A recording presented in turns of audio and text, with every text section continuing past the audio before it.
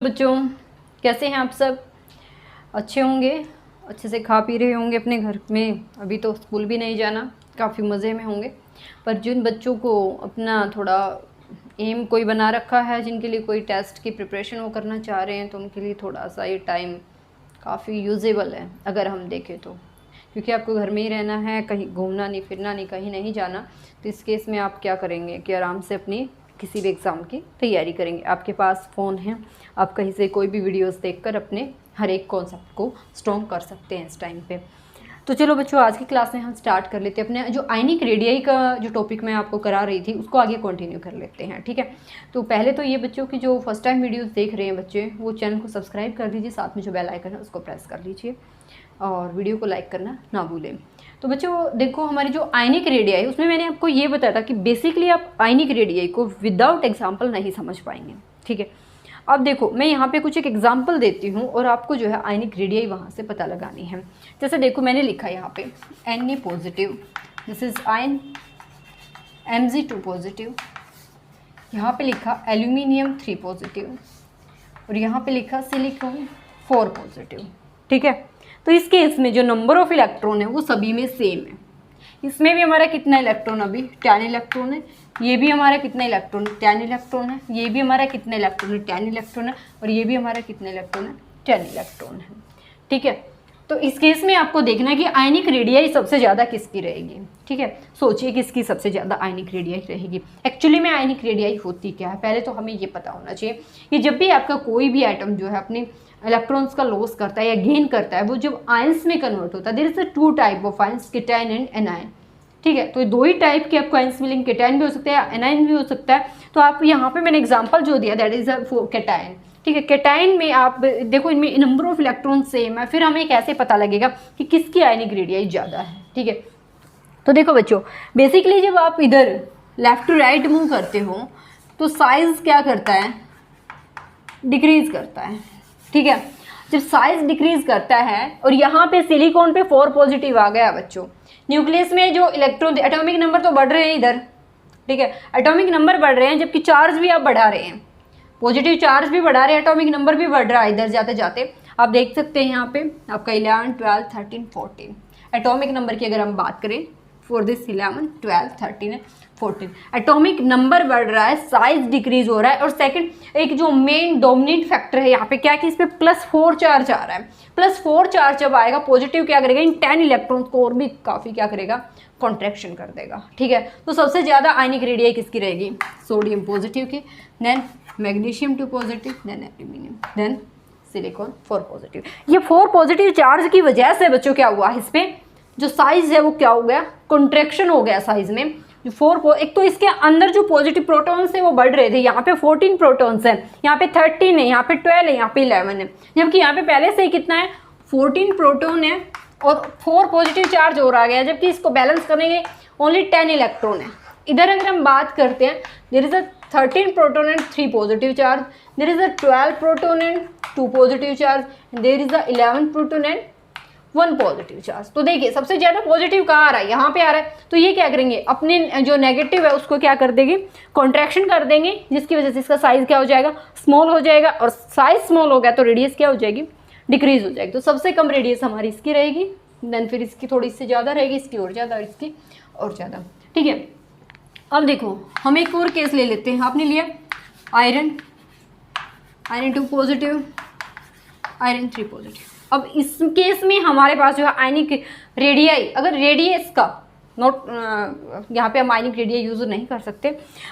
If you see in this case, radius का जो trend रहेगा वो किसका सबसे ज़्यादा रहेगा, ठीक है। ऑब्वियसली बात है बच्चों, यहाँ पे कोई चार्ज नहीं है, there is no charge, there is no charge. Number of proton सभी में सेम है, no doubt.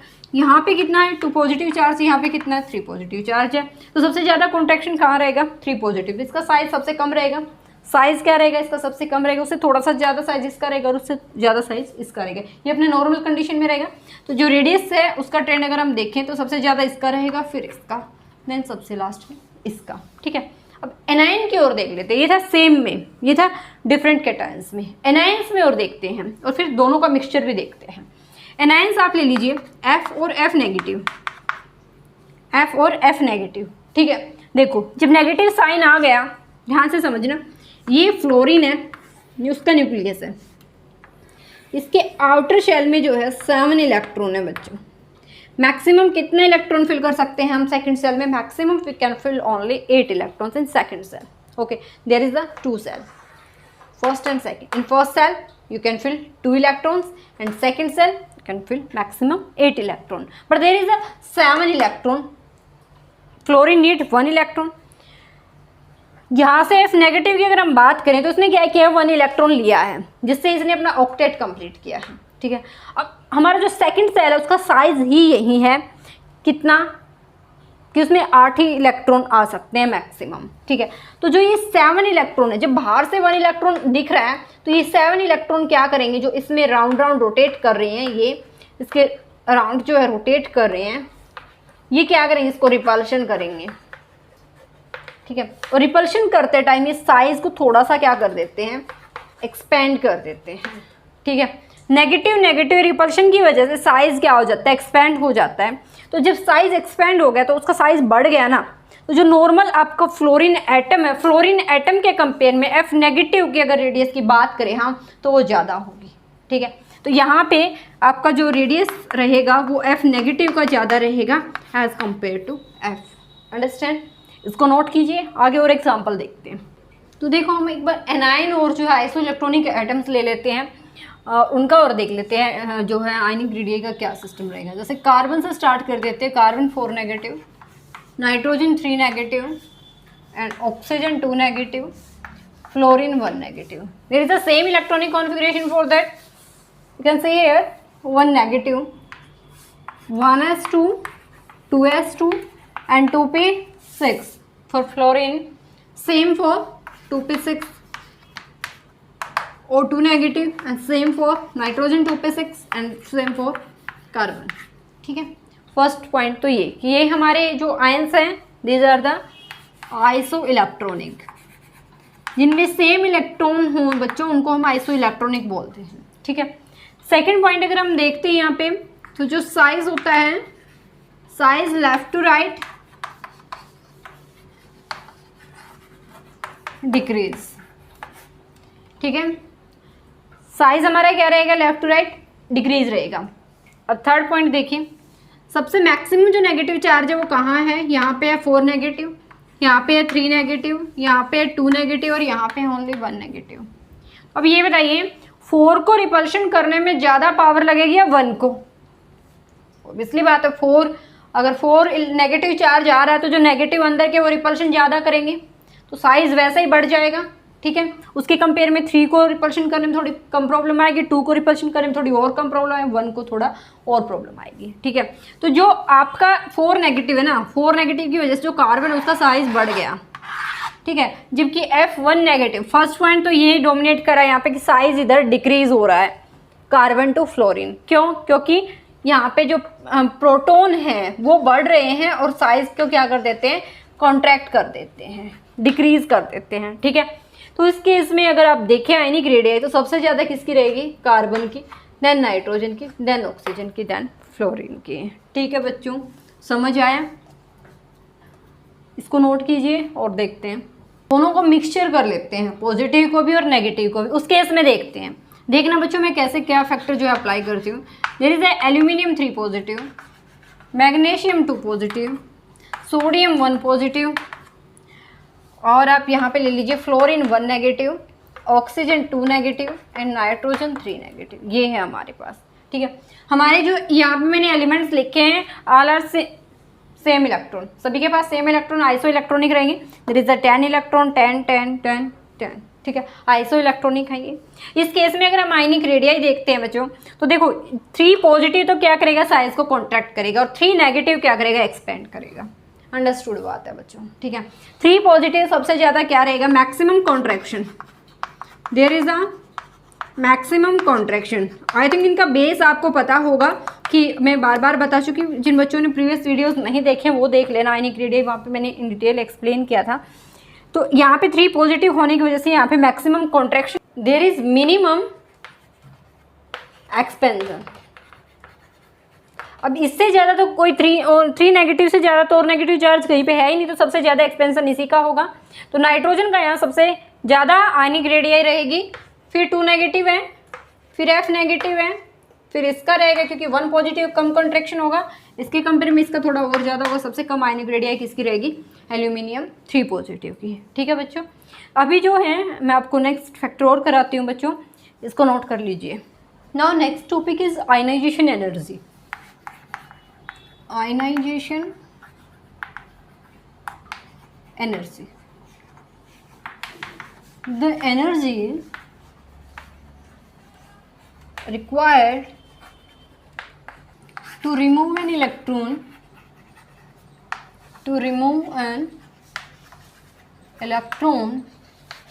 from isolated gaseous atom,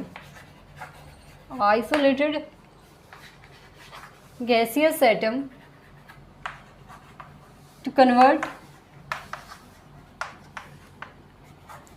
unipositive atoms. देखो बच्चों, क्या करना है, किसी भी एटम से जब इलेक्ट्रॉन को रिमूव कराते हैं तो वहाँ पे हमें उस एटम को एनर्जी देना पड़ता है, तभी वो अपने इलेक्ट्रॉन को लॉस करता है, अदरवाइज वो लॉस नहीं करेगा। इलेक्ट्रॉन को निकालने के लिए जो एनर्जी आप उसको देते हैं that is the ionisation energy. अगर हम जनरल वर्ड्स में समझना चाहें तो किसी भी एटम से, for example there is an a atom, ठीक है, इससे आपको इलेक्ट्रॉन निकालना है तो इसको क्या देनी पड़ेगी? पहले एनर्जी इसको सप्लाई करनी पड़ेगी, देन ये अपना क्या करेगा? 1 इलेक्ट्रॉन लॉस करेगा। अंडरस्टैंड? अब देखिए ऐसा क्यों होता है कि इसको हमें एनर्जी देनी पड़ती है बच्चों। क्या होता है, जैसे ये फर्स्ट सेल, ये सेकंड सेल, हमें सेकंड सेल से किसी इलेक्ट्रॉन को निकालना है, लॉस ऑफ इलेक्ट्रॉन कराना है कहीं से, ठीक है, तो क्या होगा, इसकी अपनी बोर मॉडल के अकॉर्डिंग इसकी अपनी फिक्स एनर्जी है, जिस एनर्जी के साथ ये कॉन्टिन्यूसली रोटेट करता रहता है। ये एनर्जी कभी ख़त्म नहीं होती। अगर वो फर्स्ट सेकंड साल में है तो उसकी अपनी एक फिक्स एनर्जी, उसके साथ ये जो है एवरी मोमेंट रोटेशन करता है, ठीक है। तो जैसे ही हम इसको थोड़ा सा एनर्जी देंगे, इसको जब हम बाहर से एनर्जी सप्लाई करेंगे तो ये स्पीड अप हो जाएगा, यानी कि इसकी स्पीड बढ़ जाएगी। आपने इसको क्या कर दिया? ग्राउंड लेवल से एक्साइट कर दिया, ठीक है। वो इलेक्ट्रॉन एक तो वो अपना रोटेशन अपनी मस्ती में अपनी फिक्स एनर्जी के साथ कर रहा था, एक जैसे ही आपने उसको एनर्जी दी तो उसकी रोटेशन बढ़ गई, उस केस में इलेक्ट्रॉन को ईजिली वहाँ से निकाल लेते हैं, ठीक है। तो हमें किसी भी एटम से एनर्जी देकर ही इलेक्ट्रॉन निकाल सकते हैं, अदरवाइज इलेक्ट्रॉन को निकालना पॉसिबल नहीं है। जो एनर्जी आप इसको यहाँ पर देते हैं that is the ionisation energy. अब देखो, अगर आपको निकालना है सोडियम से 1 इलेक्ट्रॉन और मैग्नीशियम से भी 1 इलेक्ट्रॉन, ठीक है, मैग्नीशियम को भी 1 पॉजिटिव में कन्वर्ट करना है, सोडियम को भी 1 पॉजिटिव में कन्वर्ट करना है, तो क्यों ना हम पहले दोनों की इलेक्ट्रॉनिक कॉन्फ़िगरेशन लिख देते हैं। So atomic number of sodium 11, configuration 1s2 2s2 2p 6 and 3s1, and there is the atomic number 12 and electronic configuration 1s2 2s2 2p6 and 3s2. This is the electronic configuration for magnesium. Okay, जब आपको यहाँ से ये 1 electron निकालना है, यहाँ से 1 electron निकालना है, तो किसकी आयनाइजेशन एनर्जी ज़्यादा होगी, यानी कि हमें किसको आयनाइजेशन एनर्जी ज़्यादा देनी पड़ेगी, एनर्जी हमें किसको ज़्यादा देनी पड़ेगी दोनों में से एक इलेक्ट्रॉन निकालने के लिए। तो बच्चों थोड़ा सोचो किसको ज़्यादा देनी पड़ेगी। मैंने आपको बताया था एस ऑर्बिटल में मैक्सिमम 2 इलेक्ट्रॉन्स फिल कर सकते हैं, पी में मैक्सिमम 6 इलेक्ट्रॉन फिल कर सकते हैं, डी में मैक्सिमम 10 एंड एफ पे मैक्सिमम 14। अगर इतना इलेक्ट्रॉन इनके अंदर है तो that means the these are stable element. आप अगर नोबल गैसेस की देखेंगे तो उनमें ये जो पी है, पी में 6 मिलेंगे, that is the stable configuration को अचीव कर रखा उसने। तो स्टेबल से जब हम इलेक्ट्रॉन को निकालते हैं तो वहाँ पे एनर्जी बहुत ज़्यादा अमाउंट में देनी पड़ती है, जो कि मतलब डिफ़िकल्ट है, वहाँ से इलेक्ट्रॉन निकालना मुश्किल होता है। तो अब देखेंगे यहाँ पे तो ओनली एस में 1 ही इलेक्ट्रॉन, जबकि एस में यहाँ पे फुल्ली फिल्ड है 2 इलेक्ट्रॉन है, तो इलेक्ट्रॉन निकालना कहाँ से डिफ़िकल्ट होगा? In this case, in the case of magnesium there is a difficult to loss of electron. Why? Because this is a fully filled, this achieve stable configuration, ठीक है। Stable configuration achieve करने की वजह से यहाँ से 1 electron निकालना थोड़ा डिफिकल्ट है। तो इस केस में जो आयनाइजेशन एनर्जी का ट्रेंड रहेगा वो क्या हो जाएगा? Magnesium 1 positive is greater than the sodium 1 positive. क्यों? सोडियम में तो 3s में ओनली 1 इलेक्ट्रॉन है जो इजिली लॉस कर देगा अपना। अब इसी को कंपेयर करना बच्चों, अगर आपको कन्वर्ट करना है Na2 पॉजिटिव और मैग्नीशियम 2 पॉजिटिव, देन क्या होगा? अब देखो, आपने ठीक है इसमें से 1 इलेक्ट्रॉन निकाला, सोडियम मान गया, कोई प्रॉब्लम नहीं, स्टेबल नहीं था इसलिए 1 इलेक्ट्रॉन निकाला, बट जब P में 6 रह जाता है इसके पास, that time this is the stable configuration. जब P में 6 फुल्ली फिल्ड है, दैट टाइम सोडियम फिर स्टेबल कॉन्फ़िगरेशन, इसने अचीव कर लिया स्टेबल कॉन्फ़िगरेशन को। अब यहाँ से आप 1 इलेक्ट्रॉन और निकाल रहे हैं तो क्या होगा? इसको प्रॉब्लम होगी। अब अपनी स्टेबिलिटी लॉस करने में इसको प्रॉब्लम होगी, इजीली इलेक्ट्रॉन नहीं देगा।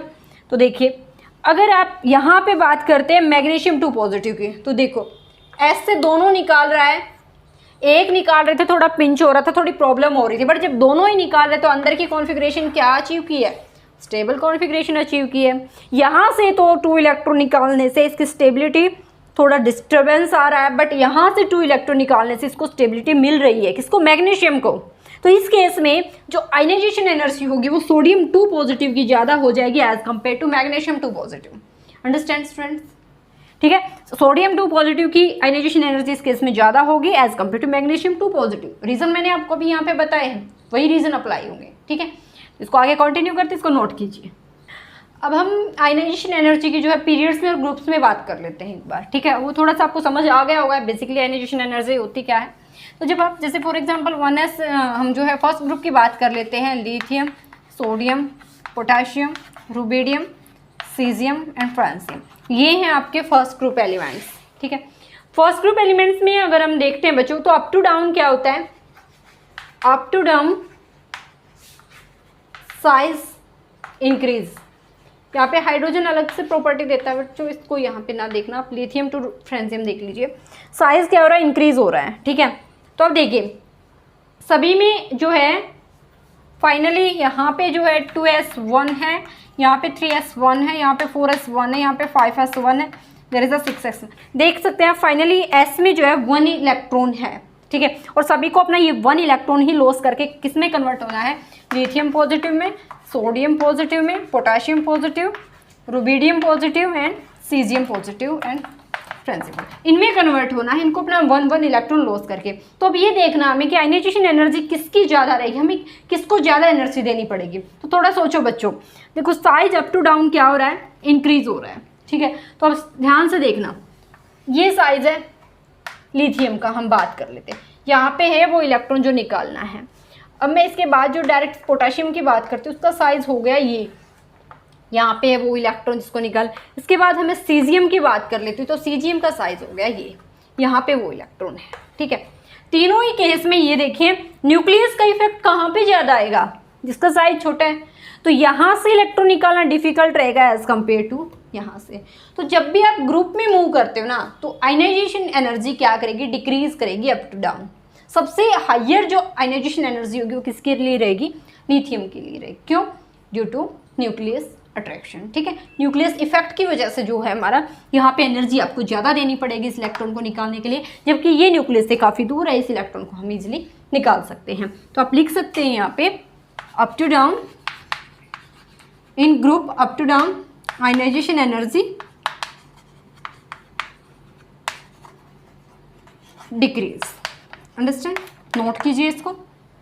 नाउ इन द पीरियड, अगर हम पीरियड की बात करते हैं तो यहाँ पे आप देख लीजिए lithium, beryllium, boron, carbon, nitrogen, oxygen, fluorine, neon, ये देख लीजिए। तो इधर से जब आप इधर जाते हो, ठीक है, तो साइज क्या कर रहा है? डिक्रीज होता है। ये आप पहले प्रीवियस क्लासेस में पढ़कर आ चुके हैं। लेफ्ट टू राइट जब आप पीरियड्स में मूव करते हैं तो साइज क्या करता है? डिक्रीज करता है। नियॉन का सबसे कम साइज रहेगा, फिर फ्लोरीन का थोड़ा बढ़ेगा, इधर बढ़ते बढ़ते सबसे ज़्यादा लिथियम का रहेगा। तो इस केस में अब देखिए बच्चों, वही पॉइंट है, अगर इसका इस केस में सबसे ईजिली इलेक्ट्रॉन जो निकालेगा वो लिथियम निकालेगा। अगर हम फ्लोरीन तक जाएंगे तो इलेक्ट्रॉन निकालना बहुत बहुत मुश्किल है। ठीक है, वहाँ से हम इलेक्ट्रॉन नहीं निकाल पाए। और तो हम यहाँ पे अगर जनरली वे में बात करें तो जो आयनाइजेशन एनर्जी होगी ना in the period, ionisation energy increase when we move left to right in a period। आप अपनी पीरियोडिक टेबल में जनरली जब लेफ्ट टू राइट मूव करेंगे तो जो आयनाइजेशन एनर्जी है वो बढ़ेगी, क्योंकि फ्लोरीन से इलेक्ट्रॉन निकालना ईजी नहीं है as compare to lithium. Lithium अपना एक इलेक्ट्रॉन देने का कैरेक्टर रखता है अपने पास, जबकि फ्लोरीन नहीं रखता। क्यों? क्योंकि वहाँ से निकालना ही बहुत डिफिकल्ट है, कॉन्ट्रैक्शन इतना ज़्यादा हो जाता है, न्यूक्लियस का इफेक्ट इतना ज़्यादा होता है, वहाँ से इलेक्ट्रॉन नहीं निकल सकता। क्लियर है? सेकंड थिंग, अगर मैं यहाँ पे बात करूँ तो देखो इसकी फाइनल इलेक्ट्रॉनिक कॉन्फिगरेशन आपको 2p5 मिलेगी। ठीक है, तो यहाँ से आप देखेंगे इसकी तो p5 हो चुकी, 9 इलेक्ट्रॉन है, 1s2 2s2 2p5, हाँ जी 2p5। इसको तो एक इलेक्ट्रॉन की नीड है स्टेबल अचीव करने के लिए, तो ये 5 में से अपना इलेक्ट्रॉन निकालेगा क्यों? ये क्या कोशिश करेगा? एक इलेक्ट्रॉन कहीं ना कहीं से लेने की। तो यहाँ से इलेक्ट्रॉन निकालना बहुत डिफिकल्ट हो जाएगा बच्चों, जबकि यहाँ से आप लिथियम से आप इजीली निकाल सकते हैं। ठीक है, तो बच्चों ये है आपका किसका, आयनाइजेशन एनर्जी का। अभी तो जनरली ट्रेंड्स चल रहे हैं, तो जनरली आप नॉलेज लीजिए पहले पीरियोडिक टेबल की, उसके बाद आगे इन जो है पर्टिकुलर आइटम्स की देखेंगे।